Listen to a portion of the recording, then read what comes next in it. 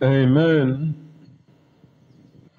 Jana tulipokuwa hapa wapendwa, tuliweza kuona topiki katika Injili ilikuwa inasema Mungu kwanza.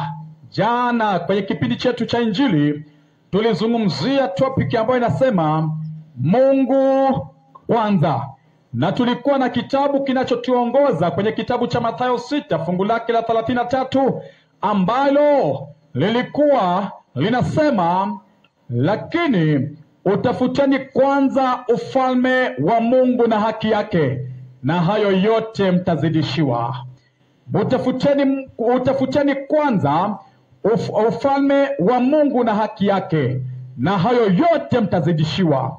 Tukaweza kuangalia topiki hii ambayo ilikuwa inasema Mungu kwanza. Tuliieleza kwa umaarufu wake topiki hii kwenye kitabu hicho cha Mathayo 6 fungu lake la 33. Hii ilikuwa ni topiki ya jana, lakini nataka nikaweza kufanya summary ya yale ya jana ili kwamba nikaweze kukuingiza katika somo letu la jioni hii ya leo. Bwana Yesu asifiwe. Amen. Jana tuliweza kuona kwamba Mungu kwanza, utafuteni ufalme wa Mungu na haki yake, na hayo mengine mtazidishiwa. Tukasema ya kwamba somo hili ni somo lililo na umuhimu sana katika maisha ya Mkristo, na tulisema hivi: wote wasiokubali kumpatia Mungu nafasi ya kwanza ya kumwabudu hawatapokea ujuzi wa kujishusha, hawatapokea ujuzi wa kujidhili mbele za Mungu, hawatajisikia kuwa ni wanyonge na wenye dhambi wanaohitaji kutubu mbele za Mungu.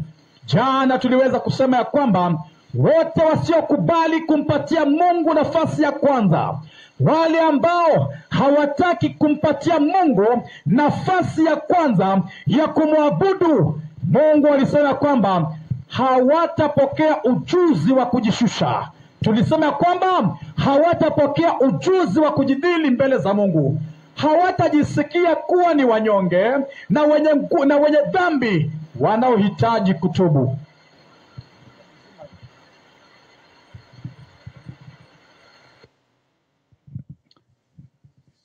Hawatajisikia kuwa ni wanyonge na wenye dhambi wanaohitaji kutubu. Wote ambao watakataa kumpatia Mungu nafasi ya kwanza ya kumwabudu hawatapokea ujuzi wa kujishusha. Yesu alisema, jifunzeni kwangu, maana mimi ni mpole na mnyenyekevu wa moyo. Lakini wale ambao watakataa kumpatia Mungu nafasi ya kwanza ya kumwabudu hawatapokea ujuzi wa kunyenyekea, ujuzi wa kujidhili mbele za Mungu. Yaani wataenda kanisani na ubaluya wao na viburi vyao na uduruma wao na ugiriama wao na ukamba wao. Wataenda kanisani na ubaluya wao, yaani wanakuwako ndani ya kanisa lakini wamejaa viburi, maana wamekataa kumpatia Mungu nafasi ya kwanza ya kumwabudu. Wote wasiokubali kumpatia Mungu nafasi ya kwanza ya kumwabudu, Roho Mtakatifu hatafanya kazi nao. Mishale ya Mungu ya Injili iliyo mikali na iliyolengwa haitaweza kupenya ndani ya mtu huyo, hata ajifahamu kuwa ni mnyonge na mhitaji anayehitaji kuanguka mbele za madhabahu ya Kristo na kuruhusu utu wake wa kale kuvunjika ndani ya Kristo. Wote wasiokubali kumpatia Mungu nafasi ya kwanza ya kumwabudu, Roho Mtakatifu hatafanya kazi nao. Jana tuliweza kuona kwamba neno la Mungu lipo kwa kutoa habari njema kwa walioonewa, kuacha huru waliosetwa. Kwenye kitabu cha Luka tulikisoma jana, ambao leo hatutakisoma, Luka 4 fungu lake la 18. Sema neno la Mungu liko kwa ajili ya kuacha huru waliosetwa, bali wenye afya hawana haja ya tabibu. Wenye afya hawana haja ya tabibu. ya kupasa ujisikie muhitaji na uikimbilie madhabahu ya Mungu kwa anguko la haki, la sivyo hutaweza kuponywa moyo na utahesabiwa pamoja na wenye afya wasiohitaji tabibu. Utahesabiwa pamoja na wenye afya wasiohitaji tabibu. Tukasema ya kwamba wote wanaompa Mungu nafasi ya kwanza, wote watakaokubali kumpatia Mungu nafasi ya kwanza ya kumwabudu, Kristo atakemea ubinafsi ndani yao. Kristo atakemea viburi vilivyo ndani yao. Kristo atakemea uchaluo ulio ndani yao.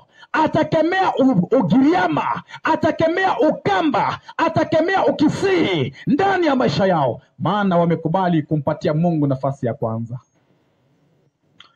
Karibuni sana jioni hii ya leo. Tuko na somo jioni hii ya leo, kwa ufupi nasema matukio ya nyakati za mwisho, sehemu ya kwanza. Tutaizungumzia katika sehemu ya kwanza, maana tutaizungumzia siku nyingine sehemu ya pili, matukio ya nyakati za mwisho. Leo tuko na somo linalosema matukio ya nyakati za mwisho. Kwa hivyo karibuni sana jioni hii ya leo, ili kwamba tukaweze kuangalia matukio ya nyakati za mwisho.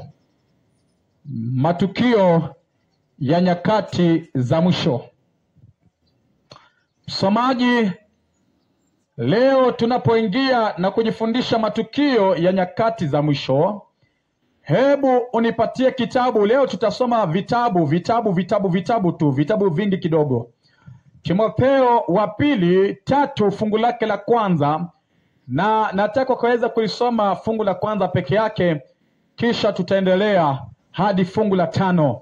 Kwa hivyo hayo mafungu matano ndiyo ambayo tutabezi nayo sana siku hii ya leo. Matukio